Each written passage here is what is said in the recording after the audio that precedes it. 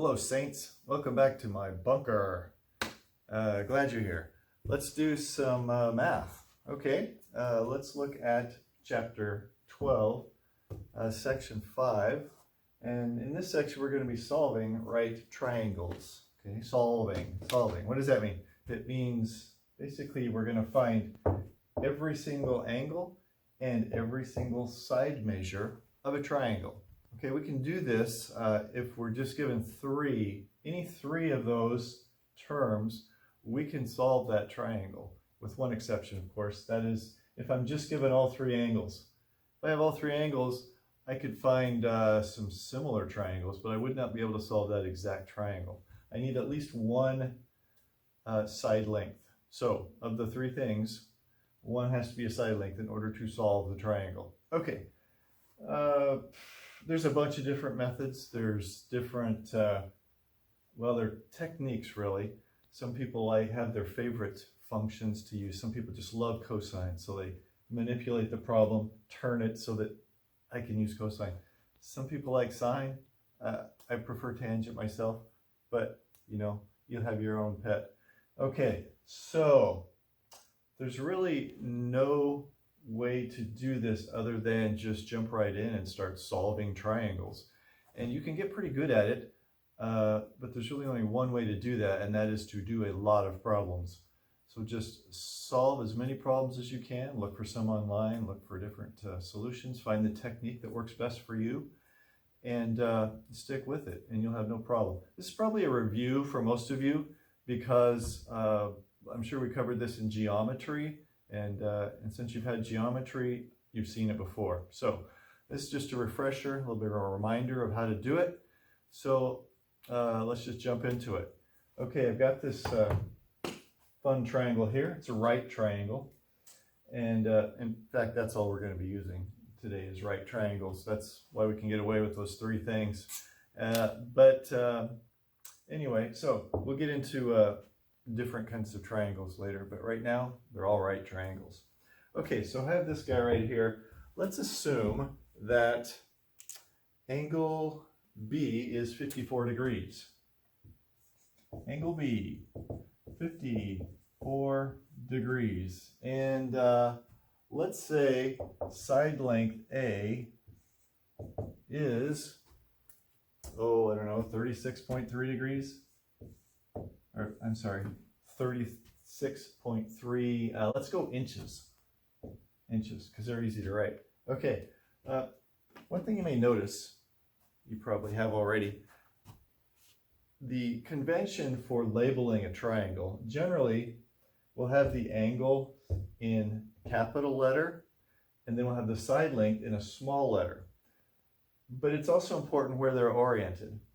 As far as A, B, and C, that doesn't matter so much, although the right angle, generally we use C, but that doesn't matter so much. But it is fairly important to orient the side length with the angle. Okay, so there's angle A. It opens up into the opposite angle is small letter A. And the same way with B. Angle B, side length B, angle C, side length C. Okay, just a little side note there. Okay, so let's see if we can solve this rascal, shall we? All right, so I've got the measure of angle B, which is 54 degrees, and I've got side length A, that's 36.3. Okay, so here we have three pieces of information. You're saying, wait, I've only got two pieces of information. No, we've got three. We've got a right angle right there. So angle C is 90 degrees. So I've got three pieces of information. Okay, now, so let's solve for angle A. I'm going to solve for angle A. Okay, of course you know that the angle measures inside of a triangle add up to 180. Always will, and so we can use that fact, and knowing that that one's 90, that makes it even simpler. So if I have one of the acute angles, all I have to do is take 90 and subtract off that other angle. So the angle A measurement is equal to 36 degrees. All right, there you have it. 36 degrees. Okay, so now I have all the angles. Now I've just got to find my side lengths. Okay, here's where the options come in. So I have the measure of this angle and I have this angle. Let's put that right there so we can see it nice. Okay, so if you want to use something other, well, you could orient this triangle any direction you'd like and pick your function. Let's just leave it alone. It's oriented nicely. Let's use this angle 36 degrees. And I've already got the opposite angle. Let's find B, which is the adjacent angle. So if you remember your SOHCAHTOA, I've got an opposite and I'm looking for a adjacent. Let's solve for this B here. Again, that's an option. You could go for the hypotenuse first using a different function, but let's just use tangent. So tangent will give us SOHCAHTOA, opposite over adjacent. But I'm looking for adjacent, and I just as soon not have that in the denominator. Just makes the math easier, less chance to make an error. So I'm going to use the cotangent function, okay? So cotangent, remember, cotangent of theta is adjacent over opposite, okay? SOHCAHTOA, except it's upside down because it's the invert, or it's the, yes, it's the reciprocal of the tangent function. So in my case, I have cotangent of 36 degrees, and that's going to equal adjacent, which is letter B, over opposite, which is 36.3. Okay, there we have it. So now it's just a matter of solving that. But once again, I don't have a cotangent button on my calculator, but that's easy to overcome. I just take 1 over the tangent, and that will give me the same answer. Whoops. Let's go ahead and include that angle measure in there, 36 degrees. And then if I multiply both sides by 36.3, that will give me B directly. All right, let's plug this into the calculator. Again, there's a lot of different techniques. I start right out with the tangent of 36, and that gives me a 0.7265 and some change, and now I need 1 over it. I've seen people write that down and then take 1 divided by. Now you don't have to do that. Just hit the raise it to a power of caret -1. Boom. That gives me the reciprocal of that value, which is 1.376. So now let's just go ahead and multiply it by 36.3 since we already have it in the calculator. And that gives me a 49,950 feet. All right. So there we have it, 50 feet. So let's go ahead and note that on our diagram. Getting kind of busy over here. All right, so I've got one final side length to find, and I will have this triangle solved. Let's make a little room here. We've got that 50. That's what we got from here. Okay, so we need to find side length C. All right, again, options. One way to do it, Pythagorean theorem. I could take a squared plus b squared and take its square root, and I could get that side length. But this is a trig portion of the class, so let's go ahead and use some trigonometry here. Okay, so I kind of like that A angle there, so let's go ahead and we're going to use, I have the adjacent and I'm looking for the hypotenuse, so that would be cosine. So cosine would give me, cosine of 36 would give me adjacent over hypotenuse. But I'm looking for the hypotenuse, so I'm going to go ahead and take the reciprocal of that. So I'm going to use secant instead, which is the reciprocal of cosine. So I'll take secant. Keep in mind that the secant of the angle is the hypotenuse over adjacent. Okay, so in my case, I have secant of 36 degrees once again, and that's going to equal the hypotenuse value C over adjacent, which is 50. Okay, once again, I have no secant button, but I do have a cosine button. So I'm going to take 1 over the cosine of 36 degrees, and that's going to give me C if I multiply both sides by 50. Okay, once again, putting it in the old TI 30 here. Let's go cosine 36 is 0.8090, and I'm going to raise it to the -1 power, which will give me the reciprocal, and then multiply by 50. And that gives me 61.8 feet.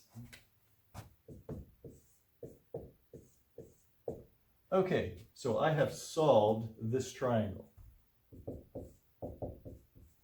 If you want to make your answers all pretty, we can do that.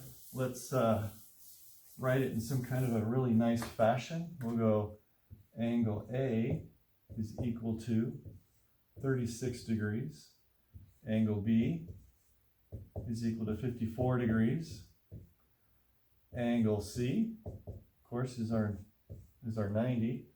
And then that side length A, we figured as 36.3. Actually, that was a given. B, we calculated to be 50. Let's go sig figs here. And C, we calculated to be 61.8. Okay, there you have it. There's an example problem for you. That's really all there is to it. I'm going to work another one or so for you as well, just for practice. Maybe we'll use some different functions. Kind of got hung up on tangent there and secant and cotangent, but we'll try to use all of them, throw them all in there. Okay, I'll be right back after I erase the board. Okay, we're back. Nice clean board. The next problem we're going to do, we're going to tackle this guy. I have a triangle. It's not a right triangle. It's an isosceles triangle. One side length is 12, and the base is 10 meters. And we're asked to solve this triangle. Wow, that seems, do I have enough information here? Well, we do. Since this is a isosceles triangle, then I know that if I put a horizontal line right down the center, it makes two exact even triangles. So I'll have a 12 meter here as well. And not only that, but this will be perpendicular since it's an isosceles triangle, so that's a 90-degree angle right there. Okay, so now I do have enough information to solve this triangle. So let's go ahead and break out this triangle right here. Let's pull that rascal out of there and see what we can do. So since the base was 10 and I took half of it, I now have 5 there. And this stays as 12. Of course, let's call this angle C, A, and B. So we can go ahead and call this side B, although it's not really important, but we'll see later, I'll show you. But anyway, let's go ahead and solve this thing now. So, again, options. I don't have any angle measures. So let's find an angle measure first so that I can jump into the rest of this. Alrighty, so if we call this angle here, we'll have an angle there, an angle there. We need to solve for one of those. Whoops.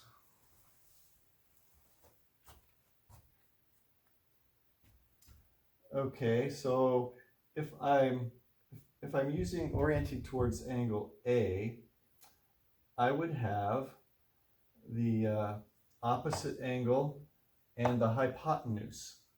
Okay, so if I have the opposite and the hypotenuse, what function is that? SOHCAHTOA. So, sine.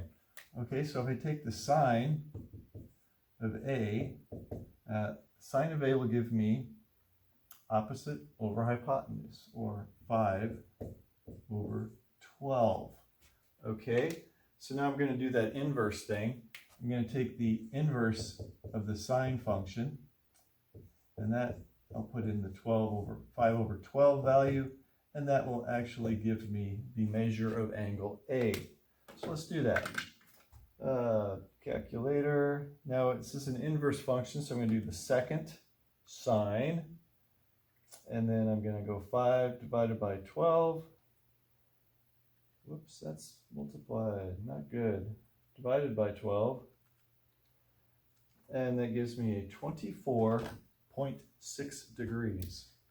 So the measure of angle A is 24.6 degrees. Okay, so that's good to know. 24.6. Now, it's a simple matter of finding angle B. So I'll just take the 90 minus 24.6, and that will yield a 65.4. Check my math, make sure it's correct. I don't have to be handing out candy. I had my bunker here. All right, 9, 9, good. Okay, so the measure of angle B, or A rather, B, measure of that angle is 65.4 degrees. Okay, so now I've got both of these angles. I've got everything except I don't have B.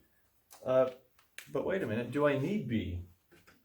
I really don't, because look what I'm going to be doing. I'm going to be putting it back in that triangle, and I wasn't asked to find the height, the elevation of that triangle. I'm just asked to solve that triangle. So I think we're done.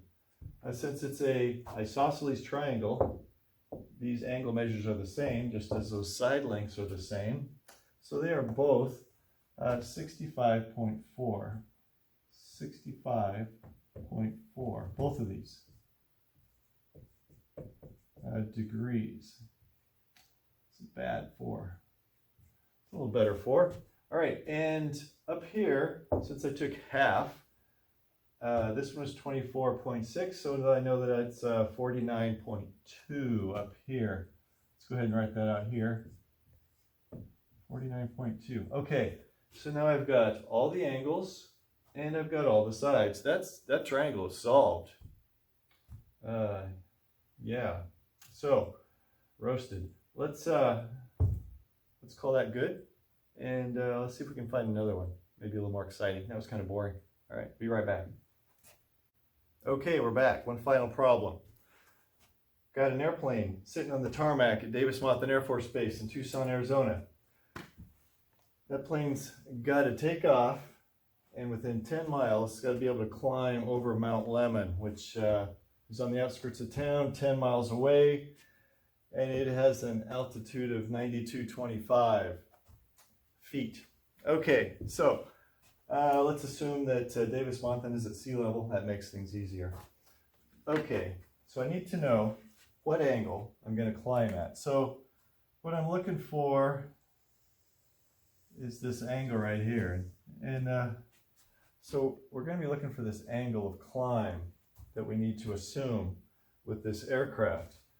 Okay, so it's 10 miles. There's 5,280 feet in a mile. 10 miles gives me this base distance of 52,800 feet. Okay, so we've got 52,800 feet in order to climb 9,225 feet. So I need to know this angle right here. Got to find theta, and it's critical. So you don't want to be not making the mountain over. Okay, so since I have the adjacent and I have the opposite, I'm thinking we're going to be using a tangent function. So let's go the tangent of theta is equal to SOHCAHTOA, opposite, 9225 over adjacent, 52,800. Okay, so I'll be taking the inverse of the tangent function, 9225 divided by 52,800, and that's going to give me my theta that I'm looking for. So the pilot knows how steep it's got to climb because she doesn't want to hit that mountain. All right, so tangent, second tan 9225 divided by 52,800. That yields a 9.9 degree rate of climb. Okay, so now the pilot knows if they're going to clear the mountain, as soon as they take off, they need to assume a 10 degree rate of climb and continue that on past Mount Lemmon. So, yeah, 9.9, so if you put in a 10 degree, you clear it by more than the wheels. So that's good. All right, so that's basically what we're going to be doing. There's word problems, there's regular problems as well, the written problems. They're all the same. It's just a matter of getting in the groove, knowing which angle you're looking for, knowing which side you're looking for, and knowing which function gives you that. So you got to practice. There's a bunch of examples in the book as well that are already worked out. And if that's not enough, look online. There's a bunch more. If you can't find any still, let me know. I'll send you some. This is a good practice, and it's something you need to know how to do. This is the basics of trigonometry. Okay? We'll see you next time. Take care.